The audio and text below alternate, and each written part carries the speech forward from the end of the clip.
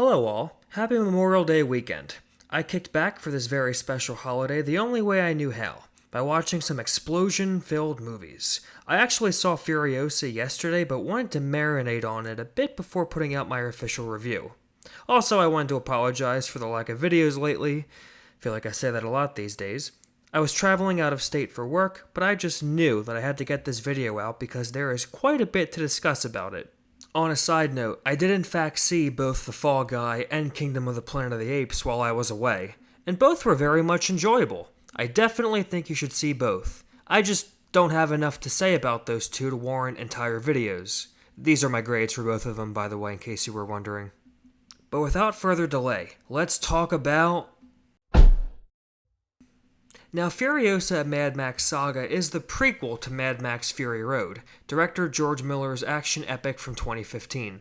Stepping into the role, originally played by Charlize Theron, is Anya Taylor-Joy, who embarks on a vengeance-fueled quest involving Chris Hemsworth's Dementis. Along the way, she'll encounter characters and locations from the 2015 movie, as we witness the journey that shaped the hardened character we know and love.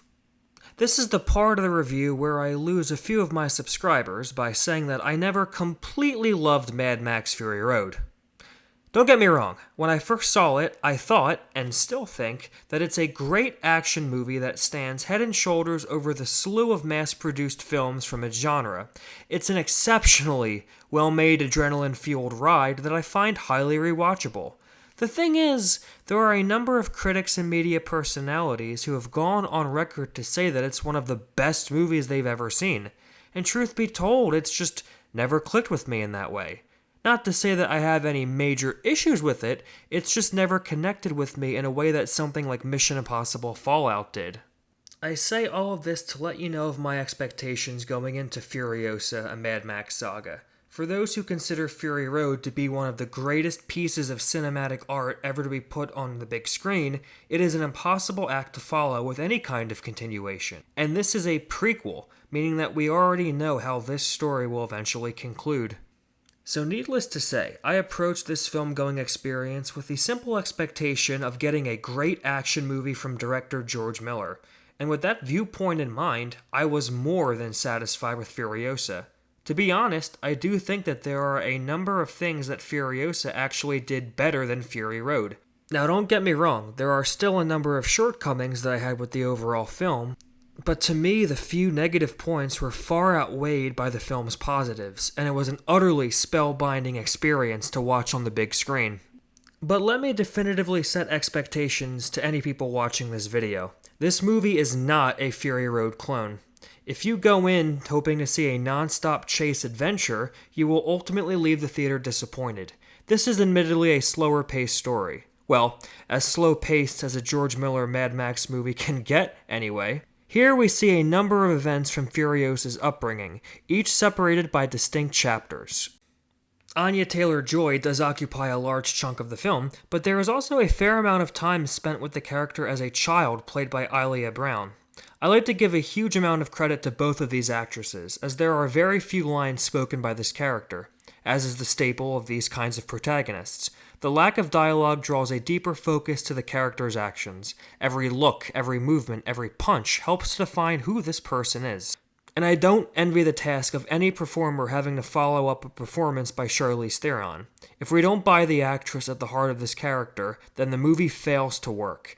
There is a lot placed on the shoulders of both Joy and Brown, but I thought they exceeded in spades, and by the end, I 100% bought the transformation Furiosa takes, perfectly setting her up as the protagonist in Fury Road.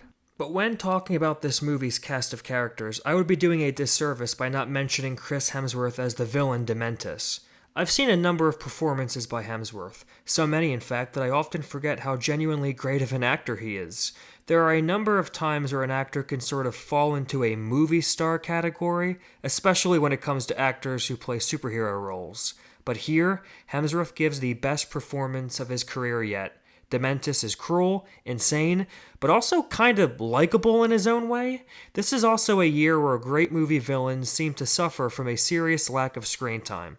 But I thought that Dementis was in this film for the perfect amount of time. This character also stands in stark contrast to Immortan Joe from Fury Road. As I stated before, This is a prequel.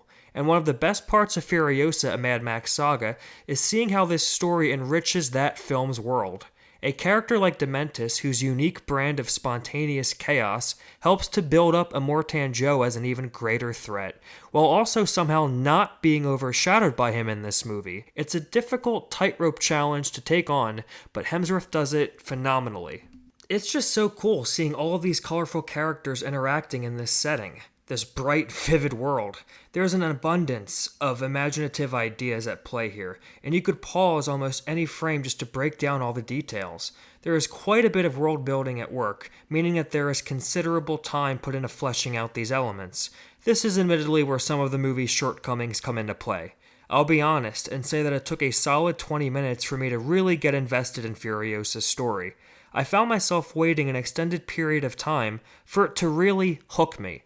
Now, once it did, I was locked in, but there were times where its deliberately slow pacing hindered the experience rather than enhanced it, whereas Fury Road started off immediately, without giving you a chance to breathe. It hooked me from its first shot and never let go. I would definitely say that its pacing is one component that wasn't as effective here. And of course, we have to talk about the action, and there was no shortage of spectacular set pieces in Furiosa to marvel at. One such sequence took place on a rig that had me completely captivated. You find yourself expecting a fight to start to wind down, and instead it ramps up in creative and inventive ways. I've seen a number of reviewers point out apparent issues with its visual effects. And while I do agree that they are not as consistent as they were in the stunt-heavy previous installment, I gotta say, I thought that this film looked pretty freaking great. Every shot is in service of the director's vision, and ultimately, it was one of the best visual treats I've seen all year. You can tell that all of these ideas and plot points were swimming around Miller's mind when making Fury Road. I've even heard that they were originally intended to be shot back to back, which makes complete sense to me. What Furiosa does is essentially turn Fury Road into a third act climax to this bigger story.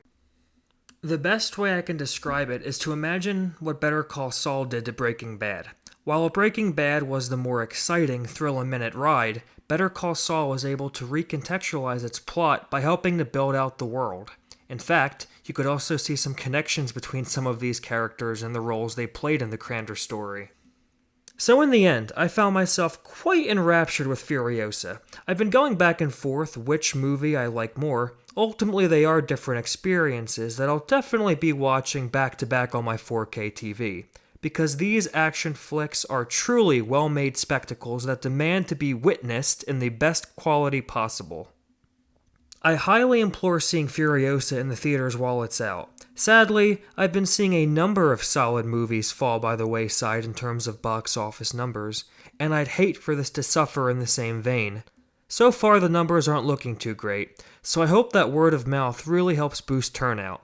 It stings to hear people complain about a lack of originality with modern blockbusters, only to completely leave stories like this out to dry. George Miller is one of the most creative filmmakers working in the industry today, and his latest flick is able to stand alongside his other masterpieces in a unique way. Don't go into this expecting Fury Road. Expect to see a solid action adventure that does things you don't see from most movies in its genre. To me, it's one of 2024's best. I'm gonna give Furiosa, a Mad Max Saga, a B+.